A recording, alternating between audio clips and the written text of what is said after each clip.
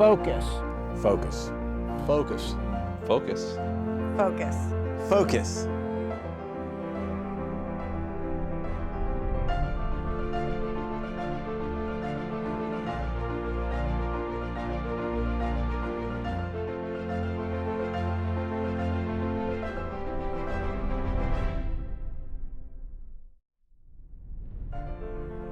Hi, I'm April Barcassi. I'm Kurt Hatfield. Welcome to the future Hotel Mercury. This historic building in Pottstown is going to be rejuvenated into a boutique hotel with 41 rooms and a distillery and wine and whiskey bar. This is the original print building where it housed all of the journalists as well as the equipment to print the newspaper. It's an anchor property and it shouldn't sit vacant. So we really want to bring it back to life with the use for people that are in the community now and bring people from the outside of town into the community and make it a destination. This is the main lobby area of the newspaper, and it has a historical use, and it will also be a lobby area for the hotel as well. We do plan to have a dining area, a bar on this first floor within the hotel property itself, check-in area, a library for our guests. There will be a rebuild to the staircase, more centralized to raise up into the second floor of the building where there'll be rooms as well. Those rooms will overlook the streets of Pottstown. Now, we do have tenants for the warehouse section of the building. That's where a distillery is planned. It's somebody local that has been interested in opening a local distillery, and we felt like this space would really be perfect. The architectural details in the facade and the balconies on the front windows, we want to hold that, but the actual windows and the infrastructure will be replaced. So we're going to honor the time period of the architecture with all new infrastructure. The building is very solid, concrete under the hardwood floors, so that lets us build up and add another story. We had former employees come into the office and go through pictures and take things that they wanted to keep and salvage. I mean, there were decades of pictures from the newspaper, so that meant something to them. We tried to repurpose and let people take everything that they wanted. Yeah, so the building was built in the 20s. Very solid building, concrete and steel. It's such great bones that it's as solid today as when it was built. So it gives us a great platform to do what we want to do. There's no meat on the bones yet, so we have a lot of work to do, but it's solid, and I think that's part of what attracted us to the building. It's part of town, solid in every way. There's a lot of business that's done in this area. Not just educational business, but that's one draw. There are other businesses that need support. There's, again, show that Marriott has a brand here, shows that there's interest and there's need. That was the biggest surprise in the feasibility study, that there was, it won't just be tourists coming into town or from the Hill School, it's the business community that's looking for something different and a higher end place to stay. That's why we chose to do a boutique hotel rather than a flagged brand. I think it fits more with what we're trying to do, and Pottstown is what it's developing into. I think our focus is to get the project done and open. We had momentum pre-pandemic. We need to refocus and drive that momentum again. So for us, it's to get our tenant space ready, allow them to move in, the distillery start to production, and then get the hotel rooms underway. So for me, that's what focus is the drive to get Hotel Mercury open and start getting guests. Pottstown's still the right price point for new investors especially, but there's enough seasoned investors and developers here that we can help them navigate through the process. It should be a collaborative effort from those who are here and those that want to be here. We can provide a lot of synergy and efficiency. We don't have final budgets in, and right now, because of the fluctuation in materials pricing, it's a little questionable, but we're between $10 and $15 million. Our tenants want to move in late summer of 2022, and then we want to immediately follow into the production of this space, and so we hope to have doors open, heads in beds by the end of 2023. would have liked to have this pushed along a little further. Lots of obstacles have come along the way in the last couple of years, but we do feel like it'll be a transformative project. It is going to be the biggest project that Pottstown has seen in town for a long time.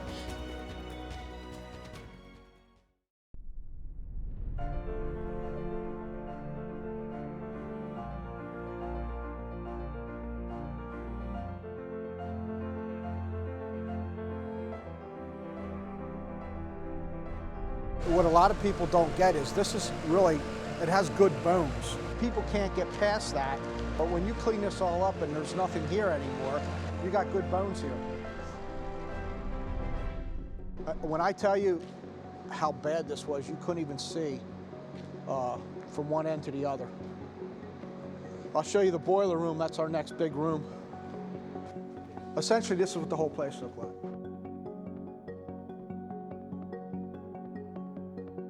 Yeah, our next move is to take all the roof off and put new roofing on. Trying to get some grant money, and we did the DEP cleanup.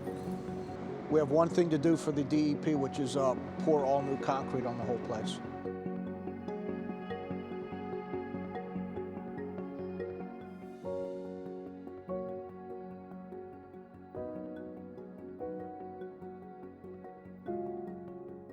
When we secured the building, we brought PAED and PAED to get involved, and they are very instrumental in getting some additional grants. So we've been working with her for probably 2 years in regards to getting the grants for the cleanup. The DEP cleanup. We have an Act 2 right now, which we have to follow, which describes all the new cleanup that we had to do. And that's what the grant was for. We could probably get this completed in another 6 to 8 months for tenant ready. We're starting to get a lot of calls right now because there's not that much space. There is really not that much space out there. We've been in business for 35 years, budget maintenance, which is has about 400 and some employees. We also have an office in Exton. We have a building right here on Industrial Highway, and we would drive by this all the time, and this is how we said we need to get a hold of this thing. We're going to make this a good building. So one of the reasons we bought this last building is to focus on Pottstown becoming a place for a lot of people outside to come in. We need workers here, we need laborers, we need businesses to come into Pottstown. I would say get a hold of Peggy Lee Clark. She is fantastic with working with new business owners and making things happen. It's rewarding looking at it right now compared to what it looked like.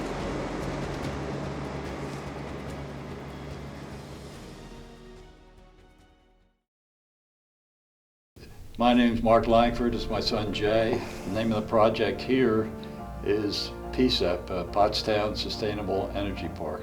My mother walks out on the trail every day on the Schuylkill River Trail, and I pulled up, saw her in the middle of the street, and I pulled up and she said, "What's wrong with you today?" And I said, "You know, things just aren't going well." She said, "Don't worry about it, something else will come down the road." And at that moment she looked behind her and stepped into the car, and this car goes by to the end of the road and stopped, and out popped a bunch of guys with you know, their hats on and leather jackets, and I said, "I don't think they're riding bikes on the path. I better go see what they're up to." And we went down, and I said, "Can I help you?" And they said, "Yeah, well, we're here to buy this property." You know, kind of blew me off. Well, yeah, we own the property. And, Hi, my name is Terry Planton. I'm the CEO of the Pottstown Sustainable Energy Park. We're doing gasification of residual waste into renewable diesel. So we're going to be taking cardboard, paper, and wood from local manufacturers, about 53 of them that we've identified.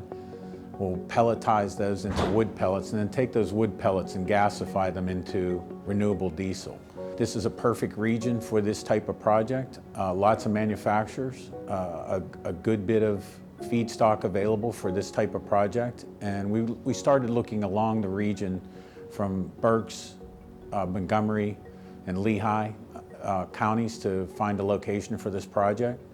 We settled here in Pottstown. It's a confluence of good transportation access for our project and we had a favorable local government that would work with us for something that's a little bit different than what you would normally see in an industrial development project. And what happened through a series of fortunate events was we asked for and got a joint venture in the process and in the project, and we invested, and they signed a lease, so we became partners and landlord-tenant, and we've become very tight with the group and integral, I would say pretty darn integral to the workings of the group. But basically, we're a renewable energy source, fuel oils, and a way to reduce the burden on our landfills. And in a fully SG component, we're investing in a post-industrial Pottstown. So I mean, this thing hits almost every check mark that anybody could want for the new economy. Some of the history tells us there was an old nail factory there at the turn of the last century. There's been some people that have done some commerce out of there. I think they were selling some modular homes and buildings, but it's going to be put to high use now, for sure. We'll be building a 142,000 square foot facility and producing 16 million gallons of renewable diesel. It's not a biodiesel. Biodiesel is a compound that can act like a diesel fuel. This is exactly the same chemical chain as diesel fuel. It's just not coming from refining and petroleum. It's made through this renewable process. One of the knocks is, well, you're still providing fuels for combustion engines, but if you take out the refining process, the drilling process, everything that's dirty in our traditional fuels, and you look at, like, we're taking things that would have otherwise ended up in a landfill and burdened our whole ecology, and we're taking that and using it again as a fuel. We're going to reduce landfill waste by 200,000 tons a year. And this is going to help these manufacturers in this region become landfill free, which is really being demanded by their customers and the market. Right now, there aren't any other solutions in this area except incineration, and that's hardly green. There's not going to be any noise. In fact, when this process runs, it is no more than if you were in a large laundromat. It's an extremely efficient process.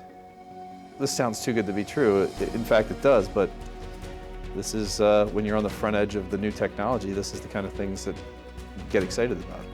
We create a lot of economic development in the area. We'll end up employing about 130 people with an average salary of about $66,000. So these are good industrial jobs. They're not warehouse jobs or temporary positions. These are positions with benefits that people can raise a family with. So Pottstown's kind of been a part of our lives, and it really feels good to be up here. It really does. Could we have signed a big deal for cold storage that had 4 employees here? Yes, that was on the table, but is that what's best for Pottstown? I mean, when we saw this with 115 to 150 jobs, depending on how things fall out, I mean, what better, 65, with an average of $60,000 plus a year in pay? Like, yeah. We've been here, we know this town. It's a great town to do business in. We started working with PAED almost literally the first day that we came into town, and they were very instrumental in helping us get some state grant money that helped support the project, and also to kind of give us a guiding a thread to what we need to do and who we needed to speak to locally, and to give us a roadmap to create a development that's going to be sustainable in the future. There's where the support has really been. It's been amazing. It's been an amazing amount of support from PAED. And they're always there when we need them. And if things move the way they are, it's going to be the way they're looking right now. It's going to mean a lot. Pottstown, where do you want to begin? I mean, just from an infrastructure point of view, I've never seen anybody come here and they say, "Oh, geez, they don't have that electric capacity here right now." Or there's not the bones, or there's not the square footage. This town has plenty of, the infrastructure is good. There's plenty of, I would say, labor force. We don't ever seem to be want for employees. It's a small enough town too where you can get to the public officials that you need to help you and guide you. Things fall in place. I think we'll be breaking ground sometime in the September-October range. I think this town's about the pop, as they say, and it's been exciting to be here. And if somebody were to come here, you get the chance to really direct the future of a town that's hungry for innovation and investment.